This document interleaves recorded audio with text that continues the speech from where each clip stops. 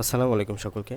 তো আজকে আমাদের আলোচনার টপিক হচ্ছে পর্যায় সারণীর গুরুত্ব। আমরা এর আগে পর্যায় সারণী কী, পর্যায় সারণীর পটভূমি, পর্যায় সারণীতে কীভাবে আমরা কোনো পরমাণুকে লোকেট করতে পারবো, তার পর্যায় সংখ্যা বের করে, গ্রুপ সংখ্যা বের করে, তারপর পর্যায় সারণীর যে পর্যায়ভিত্তিক ধর্ম, আয়নীকরণ শক্তি, দাতব্য ধর্ম, পরমাণুর আকার, ইলেকট্রন আসক্তি, তড়িৎনাত্মকতা, এগুলো সম্পর্কে বিস্তারিত যতটুকু আমাদের বইয়ে ছিল আমরা ঠিক ততটুকুই জেনেছি। ঠিক আছে? তো এগুলা সম্পর্কে আরও বিস্তারিত আমরা ইনশাল্লাহ পড়ব এইচএসসিতে গেলে। আপাতত তোমাদের বই এতটুকুই দেওয়া আছে, তো অতটুকুর মাঝেই তোমরা সীমাবদ্ধ থাকো এবং আমি ঠিক অতটুকুই তোমাদের আলোচনার টপিকে নিয়ে আসছি। এরপরে আমরা পর্যায় সারণীর গুরুত্ব সম্পর্কে এখন পড়ব। পর্যায় সারণীর গুরুত্ব, এই পর্যায় সারণী যে হইলো, এই পর্যায় সারণী আসলে আমাদের কী কাজে লাগে এবং এই পর্যায় সারণী আমাদের জীবনকে কতটুকু প্রভাবিত করেছে, আমাদের বিজ্ঞানকে কতটুকু প্রভাবিত করেছে, এই সম্পর্কে আমরা কিছুটা ধারণা নেই। ফার্স্ট ওয়ান, রসায়ন অধ্যয়নে সহজতর হওয়া, মানে আমাদের রসায়ন চর্চাকে অধিকতর সহজ করেছে আমাদের এই পর্যায় সারণীটা। আমরা জানি টোটাল আবিষ্কৃত মৌলের সংখ্যা হচ্ছে 118টা এই পর্যন্ত। এই মৌলগুলার নির্দিষ্ট গলনাঙ্ক রয়েছে, নির্দিষ্ট স্ফুটনাঙ্ক রয়েছে, অ্যাসিড ও ক্ষারের সঙ্গে বিক্রিয়া ইত্যাদি সহ আরও অনেক ভৌত এবং রাসায়নিক ধর্ম রয়েছে। এই ধর্মসমূহকে একসঙ্গে জানা বা মনে রাখা সম্ভব না। মানে বলতে চাচ্ছে 118টা মৌলের জন্য তুমি 118টা গলনাঙ্ক, 118টা স্ফুটনাঙ্ক, 118টা অ্যাসিড ক্ষারের বিক্রিয়া কীরকম হবে, 118টা রাসায়নিক ধর্ম, 118টা ভৌত ধর্ম, 118টা আকার, 118টা ইলেকট্রন শক্তি, 118টা তড়িৎনাত্মকতার ভ্যালু, সবগুলা যদি মুখস্থ করতে যাও, এগুলো একসাথে জানাটা বা মনে রাখাটা পসিবল না।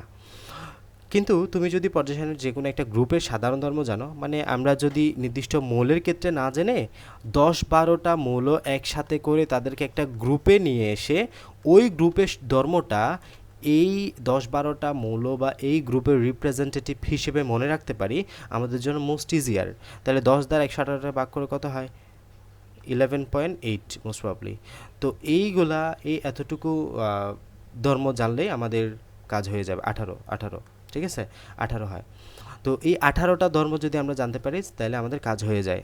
গলনাঙ্ক কতটা মনে রাখতে হবে? 18টা। ঠিক আছে? তো এভাবে আমরা আসলে যখন একটা গ্রুপের ধর্ম মনে রাখবো, তখন কিন্তু আমাদের ওই পর্যায় সারণীর অনেকগুলা মৌলের ধর্ম জানা হয়ে যায়, যেটা সম্ভব হয়েছে একমাত্র পর্যায় সারণীর জন্যই। তাহলে আমাদের ইন্ডিভিজুয়ালি 118টা মৌলের ধর্ম মনে রাখতে হচ্ছে না। কিন্তু যদি তুমি পর্যায় সারণীর যদি কোনো একটি গ্রুপের সাধারণ ধর্ম জানো, তাহলে ওই গ্রুপের মৌল সম্বন্ধে একটা সাধারণ ধর্ম লাভ করা যায়। সুতরাং পর্যায় সারণীতে 18টা গ্রুপ রয়েছে, 7টি পর্যায় রয়েছে।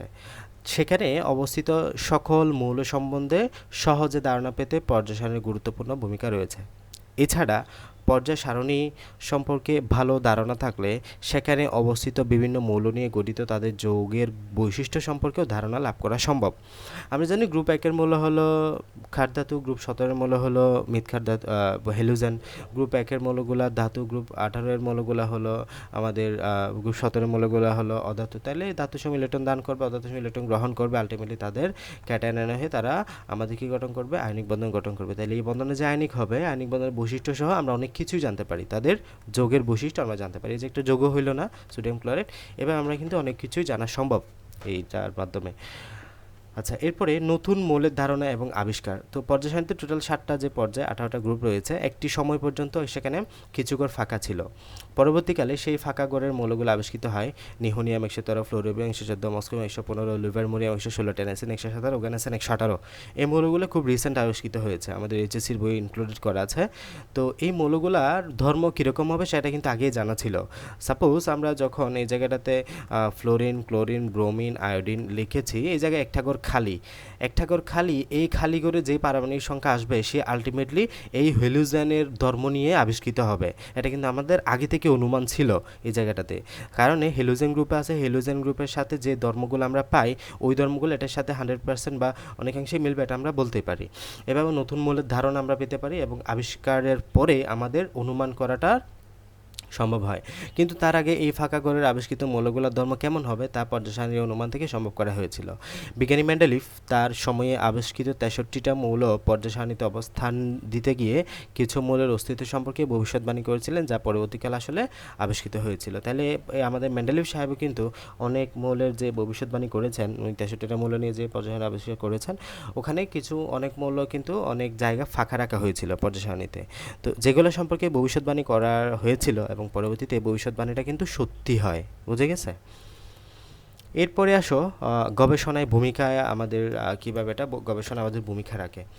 তো আমরা জানি যদি নতুন কোনো পদার্থ গবেষণাগারের মাধ্যমে আবিষ্কৃত হয় এবং এই নতুন পদার্থের ধর্ম বা বৈশিষ্ট্য কেমন হবে তা আগে থেকেই কিছু ধারণা থাকলে গবেষণায় সুবিধা হয়।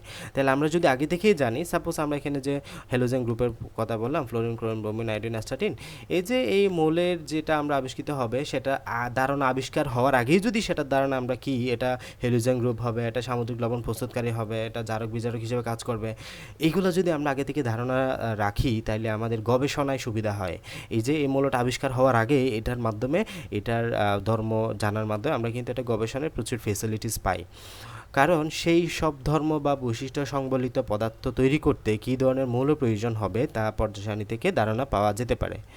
তো পর্যায় সারণী উপর উল্লেখিত সুবিধাসমূহ ছাড়া আরও অনেক ব্যবহার রয়েছে যা তোমরা উচ্চতর শ্রেণীতে জানতে পারবে। তো আমাদের এতটুকুই দেওয়া ছিল আমাদের পর্যায় সারণীর সুবিধা সম্পর্কে, আমরা এতটুকুই জানলাম আর কি। তাহলে প্রথম কথা, পর্যায় সারণী আমাদের রসায়ন চর্চাকে অধিকতর সহজ করে দিয়েছে। দেন নতুন মৌলের ধারণা আবিষ্কারের আমরা ধারণা আবিষ্কার করাটা আমাদের জন্য ইজিয়ার, এক্ষেত্রে আমাদের মানব সভ্যতায় সেটা অবদান রেখেছে, গবেষণায় ভূমিকা রেখেছে আলটিমেটলি। তো আমাদের এই রসায়ন চর্চায় বর্তমানে আধুনিক পর্যায় সারণী আসলে কোনো বিকল্প নেই এবং আধুনিক পর্যায় সারণীটা আমাদের জীবনকে অধিকতর সহজ করে দিয়েছে, ইনডিরেক্টলি অর ইনডিরেক্টলি বলা যায়।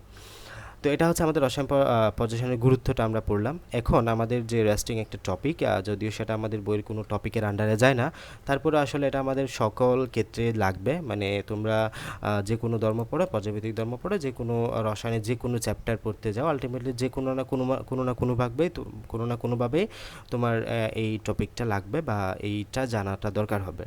ফার্স্ট কথা, তোমার 1 থেকে 30 পর্যন্ত, আপাতত এসএসসি লেভেলে যদি বলতে হয় 1 থেকে 30 পর্যন্ত তোমার মৌল সংখ্যা মুখস্থ করতে হবে, পারমাণবিক সংখ্যা সহ।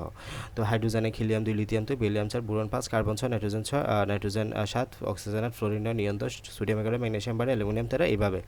আমি একটা কথা বলি, তুমি যখন এগুলো মুখস্থ করবা তখন পড়বা এভাবে: হাইড্রোজেন 1, হিলিয়াম 2, লিথিয়াম 3, মানে সংখ্যাটা মুখে মুখে বলবা, সংখ্যাটা মুখে মুখে পড়ে পড়ে মুখস্থ করবা।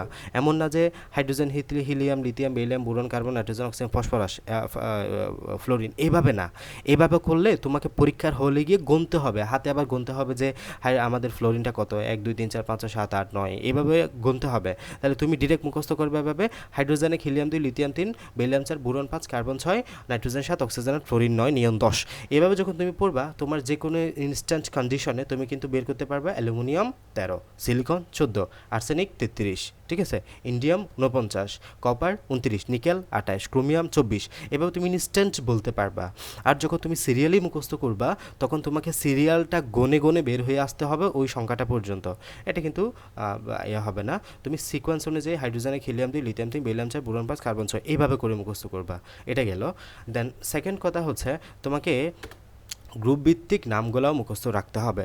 গ্রুপ ভিত্তিক নাম, গ্রুপ 1-এর কী কী মৌলগ আছে, গ্রুপ 2-এর কী কী মৌল আছে, গ্রুপ 13-এর কী কী মৌল, গ্রুপ 14-এর কী কী মৌল, 15, 16, 17, 18, এই মৌলগুলোর নাম তোমাকে মুখস্থ রাখতে হবে এবং এগুলার জানাটা দরকার আমাদের সিকিউ অ্যান্সার করার জন্য। মানে আমাদের ইয়াদের থেকে সিকিউ যদি আসে তোমাদের, তাহলে এমন আসবে যে তোমাকে ব্ল্যাঙ্ক বোর্ড দিবে। সাপোজ এই জায়গাটা থেকে আমাদের গ্রুপ 1 বললো, এটা গ্রুপ 1-এর প্রথম মৌলটা ব্ল্যাঙ্ক আছে, দ্বিতীয় মৌলটা দিল বি, তৃতীয় মৌলটা দিল সি। তোমাকে বলে বি এবং সি এর ব্যাপারে কিছু একটা বলো, মানে সাপোজ কোনো একটা ধর্মের কথা উল্লেখ করলো, তাহলে তোমাকে আগে তো বের করতে হবে এখানে বি কাকে বোঝাইতে চাচ্ছে, সি কাকে বোঝাইতে চাচ্ছে। তো যদিও এখানে তুমি গ্রুপ 1-এর মৌলগুলো মুখস্থ না রাখো, এইখানে বি কী হবে, সি কী হবে এটাও জানতে পারবে না, এটাও বের করতে পারবে না। যদি প্রশ্নই ধরতে না পারো, তুমি আয়নীকরণ শক্তি জানো, তুমি তড়িৎ ঋণাত্মকতা জানো, তুমি ইলেকট্রন আসক্তি জানো, কিছু হবে না, কারণ তুমি প্রশ্নই ধরতে পারো নাই। তো এটার জন্য বলছি, যেহেতু তোমরা তোমাদের এখন এটা নতুন কারিকুলাম, কীভাবে যে কোয়েশ্চেন করে কিছুই বলা যায় না, তো মুখস্থ করতে হবে গ্রুপ ভিত্তিক সম্পর্ক অনুযায়ী, ঠিক আছে? এভাবে সবাই মুখস্থ করে আসে, সবাই পড়ে আসে, আলটিমেটলি তোমাদের পড়তে হবে, ঠিক আছে? তো আমি বলি কিছু নেমোনিক্স দিয়ে তুমি মাথায় রাখতে পারো, আগে যদি কোনো নেমোনিক্স পড়া থাকে তাহলে ওগুলা অবশ্যই পড়বা, এটা নতুন করে শেখার কিছু নাই। আর যদি পড়া না হয়ে থাকে তাহলে আমি যেটা বলবো ওটা তুমি পড়তে পারো, ব্যাপার না। তাহলে ফার্স্ট গ্রুপ তুমি মনে রাখবা এভাবে, লিনাকে রুবি শেষে ফেলেছে, ঠিক আছে? লি না কে তুমি খাতায় লিখে নিতে পারো বাংলায়, লি না কে রুবি শেষে ফেলেছে। লি না হাই, হাই লি না কে রুবি শেষে ফেলেছে, হাই লি না কে রুবি শেষে ফেলেছে। Lithium, sodium, potassium, rubidium, caesium, francium, হয়ে গেল না? এরপর আসো, বিরিয়ানি মোগলাই কাবাব সরিয়ে বাটিতে রাখো। বিরিয়ানি মোগলাই কাবাব সরিয়ে বাটিতে রাখো। Beryllium, magnesium, calcium, strontium, beryllium, barium, radium, ঠিক আছে? এরপরে এগুলা জানা লাগবে না আপাতত। এটা হচ্ছে বুরন, হ্যাঁ। বোন আমার গেল ইন্ডিয়া থাইল্যান্ড, বোন আমার গেল ইন্ডিয়া থাইল্যান্ড, এটা রিসেন্ট আবিষ্কৃত মূল্য। নিহোনিয়াম 113, ফ্লোরোবিয়াম 114, মস্কোবিয়াম 115, লিবারমোনিয়াম 116, টেনেসিস 117, উগানেসান 118, এগুলো খুব রিসেন্ট আবিষ্কার করে, তো এগুলো নিমোনিক্সের আন্ডারে আমরা দেই নেই। গ্রুপ 13 এর মূল্য কি? বোন আমার গেল ইন্ডিয়া থাইল্যান্ড, ঠিক আছে? Boron, aluminium, gallium, indium, tellurium. এবার আসো গ্রুপ 14, কামাল শীঘ্রই জিনিয়াস স্যার পাবে। কামাল শীঘ্রই জিনিয়াস স্যার পাবে, ঠিক আছে? নুমান, গ্রুপ 15, নুমান পাগলা এসেছিল সোমবার বিকেলে। নুমান পাগলা এসেছিল সোমবার বিকেলে। Nitrogen, phosphorus, arsenic, stibium, bismuth. এবার আসো গ্রুপ 16, উ এস এসিতে পড়ে, উ এসএসিতে পড়ে, উ এসএসিতে পড়ে। Oxygen, sulphur, selenium, tellurium, polonium. এবার আসো গ্রুপ 17, এটা এমনি মুখস্থ রাখতে পারো, fluorine, chlorine, bromine, iodine, astatine. বা ফারিয়া ক্যালিফোর্নিয়ায় বেড়াতে আয়শা আটকে ছিল। ফারিয়া ক্যালিফোর্নিয়ায় বেড়াতে আয়শা আটকে ছিল, ঠিক আছে? তো এই জায়গায় fluorine, chlorine, bromine, iodine, astatine. Then এটা এমনি মনে রাখো, গ্রুপ 18 নিষ্ক্রিয় মূল্য, helium, neon, argon, krypton, xenon, radon. Helium, neon, argon, krypton, xenon, radon. এগুলা আমাদের জানাটা খুবই দরকার সিকিউতে অ্যান্সার করার জন্য, তুমি কোয়েশ্চেনটা বোঝার জন্য। তোমার যে সিকিউ না আসুক, যে কোয়েশ্চেনই আসুক, ওই কোয়েশ্চেনটা বোঝার জন্য তোমাকে এগুলো জানতেই হবে, বুঝে গেছে? এরপরে আমাদের ল্যান্থানাম 57 থেকে লুটেসিয়াম 71, ল্যান্থানাম 57 থেকে লুটেসিয়াম 71 পর্যন্ত মৌলগুলোকে বলা হয় ল্যান্থেনাইট শীর্ষের মৌল। টোটাল মৌল সংখ্যা 15টা। কোন গ্রুপের আন্ডারে আছে? গ্রুপ 3-এর আন্ডারে আছে। কোন পর্যায়ের আন্ডারে আছে? পর্যায় 6-এর আন্ডারে আছে। ল্যান্থানাম 57 থেকে লুটেসিয়াম 71 পর্যন্ত মৌলগুলোকে বলা হয় ল্যান্থেনাইট শীর্ষের মৌল। কোন গ্রুপের আন্ডারে? গ্রুপ 3-এর পর্যায় 6। অ্যাক্টিনিয়াম 89 থেকে লরেন্সিয়াম 103, অ্যাক্টিনিয়াম 89 থেকে লরেন্সিয়াম 103, এই মৌলগুলোকে বলা হয় অ্যাক্টিনাইট সিরিজের মৌল। এই মৌলগুলোকে বলা হয় অ্যাক্টিনাইট সিরিজের মৌল। গ্রুপ 3-এর মধ্যে আছে, গ্রুপ 3-এর মধ্যে আছে, পর্যায় 7-এর আন্ডারে আছে। গ্রুপ 3-এর আন্ডারে আছে, পর্যায় 7-এর আন্ডারে আছে। তো এছাড়া যখন পারমাণবিক সম্পর্ক বলবা, এই যে পর্যায়ভিত্তিক ধর্ম, বাম থেকে ডানে গেলে আকার বাড়ে, আকার কমে, বাম থেকে ডানে গেলে আকার কমে, বাম থেকে ডানে গেলে সাথে দাতব্য ধর্মটাও কমে, বাম থেকে ডানে গেলে সাথে দাতব্য ধর্মটাও কমে।